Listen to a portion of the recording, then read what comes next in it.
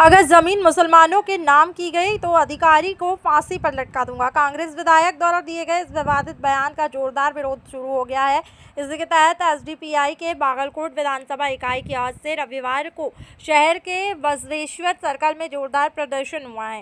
SDPI Bagalkot विधानसभा अध्यक्ष कासिम गोलसंगी ने तीखा प्रहार करते हुए कहा कि कांग्रेस विधायक रमेश वर्डी सेदेगौड़ा ने इंसानियत को ठेस पहुंचाने वाले बयान देकर देश को संविधान का अपमान किया और उनका यह बयान समाज में जाति धर्म के आधार पर नफरत फैलाने वाला है। उन्होंने आगे कहा कि अपने 7 करोड़ जनता के सामने बिना किसी जाति भेद के शासन करने की शपथ ली, लेकिन अब इसके जातिवाद बयान से आपकी नैतिकता पर सवाल खड़े हो रहे हैं।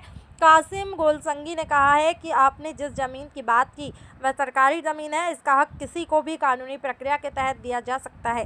इसमें जाति या धर्म का कोई सवाल पैदा नहीं होता। फॉर्म 15, 53, 57 के माध्यम से कानूनी रूप से आवेदन दिया गया है। आपको पहले अध्ययन करना चाहिए, फिर बयान देना चाहिए। ಹಲೋ ಮಿಸ್ಟರ್ ಸಿದ್ದೇಗೌಡ, ಇದು ಏನು ನಿಮ್ಮ ಅಪ್ಪನ ಆಸ್ತಿ ಅಲ್ಲ, ಇದು ನಮಗೆ ಸರ್ಕಾರ ಕೊಟ್ಟಿರುವಂಥ ಆಸ್ತಿಯಾಗಿದೆ.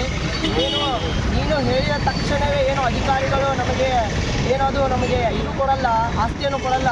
ಅದು ನಮಗೆ ನಮಗೆ ಆ ಸರ್ಕಾರದಿಂದ ಬಂದಿರುವಂಥ ಆಸ್ತಿಯಾಗಿದೆ. ನೀನು ತಿಳ್ಕೊ, ಅದು ಏನು ನಿಮ್ಮ ಅಪ್ಪನ ಆಸ್ತಿ ಅಲ್ಲ. ನಿಮ್ಮ ಮನೆಯಿಂದ ನನಗೆ ಅದು ಏನು ಆಸ್ತಿಯನ್ನು ಕೊಡ್ತಿಲ್ಲ. ನಿನಗೆ ಈ ಮಾತಲ್ಲಿ ನಾನು ಎಚ್ಚರಿಕೆಯನ್ನು ಕೊಡ್ತಾ ಇದ್ದೀನಿ. Social democratic party of India Bagalkote ಕ್ಷೇತ್ರದಿಂದ ಏನು ಇವತ್ತು ಪ್ರೊಟೆಕ್ಷನ್ ಹಮ್ಮಿಕೊಳ್ಳಲಾಗಿದೆ, ಅದೇ ರೀತಿಯಾಗಿ ಇಡೀ ರಾಜ್ಯದಲ್ಲಿ ಒಂದು ವೇಳೆ ನಾವು ಅಕಾಲಕ್ಕೆ ಇರದೆ ಆದರೆ ನಿನ್ನ ಪಕ್ಷದಿಂದ ನಿನ್ನನ್ನು ಉಚ್ಚಾಟನೆ ಮಾಡಲು ಕೆಲವೇ ಕ್ಷಣಗಳು ಬೇಕಾಗುತ್ತದೆ, ತಿಳಿದುಕೋ. ಏನು ವಿರೋಧ ಪಕ್ಷದ ನಾಯಕರಾದ ರಾಹುಲ್ ಗಾಂಧೀಜಿಯವರೇ ಏನು ಮಾಡಬೇಕಂದ್ರೆ, ಇಂತಹ ಒಂದು ವ್ಯಕ್ತಿಗಳನ್ನು ಇಟ್ಕೊಂಡು ನಿಮ್ಮ ಪಕ್ಷವನ್ನು ಬೆಳವಣಿಗೆ ಆಗಬೇಕಂದ್ರೆ ಬಹಳ ತೊಂದರೆಗಳಾಗ್ತವೆ.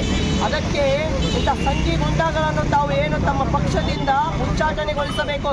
ಮತ್ತು ಅದೇ ರೀತಿಯಾಗಿ ನಿಮ್ಮ MLA ಸ್ಥಾನದಲ್ಲಿ ಇದ್ದಾನೆ ಅವನಿಗೆ ಪಕ್ಷ ಆ MLA ಸ್ಥಾನದಿಂದ ಕೂಡಲೇ ತಾವು ಮಾಡಬೇಕು, ಅವನನ್ನು ವಜಾಗೊಳಿಸಬೇಕು. ಈ ಸಂದರ್ಭದಲ್ಲಿ ನಾನು ಆಗ್ರಹಿಸುತ್ತೇನೆ. ಮಿಸ್ಟರ್ ಸಿದ್ದೇಗೌಡನವರು ತಾವು ಪ್ರಮಾಣ ವಚನ ಮಾಡಿದ ನಿಮ್ಮ ಪ್ರಮಾಣ ವಚನ 7 ಕೋಟಿ ಜನರ ಮುಂದೆ ನೀವು ಪ್ರಮಾಣ ವಚನ ಮಾಡಿದ್ದೀರಿ. ಎಲ್ಲಿದೆ ನಿಮ್ಮ ಪ್ರಮಾಣ ವಚನ? ನೀವು ಪ್ರಮಾಣ ವಚನ ಮಾಡ್ತಾ ಇದ್ದೀರಾ? ನೀವು ನಿಮ್ಮ ಮನಸ್ಥಿತಿಯಲ್ಲಿ ಸಂಘ ಗುಂಡಿಗಳಂತಹ ಮನಸ್ಥಿತಿಯನ್ನು ತೆಗೆದುಕೊಂಡು ಇಲ್ಲಿ ಬಂದರೆ ನಡೆಯೋದಿಲ್ಲ. ಈಗ Social democratic party of India ಎಚ್ಚೆತ್ತುಕೊಂಡಿದೆ. ತಮಗೆ ಈ ಮೂಲಕ ನಾನು ಈ ಮೂಲಕ ಒಂದು ವೇದಿಕೆ ಮೂಲಕ ಒಂದು ಎಚ್ಚರಿಕೆ ಕೊಡ್ತಾ ಇದ್ದೀನಿ.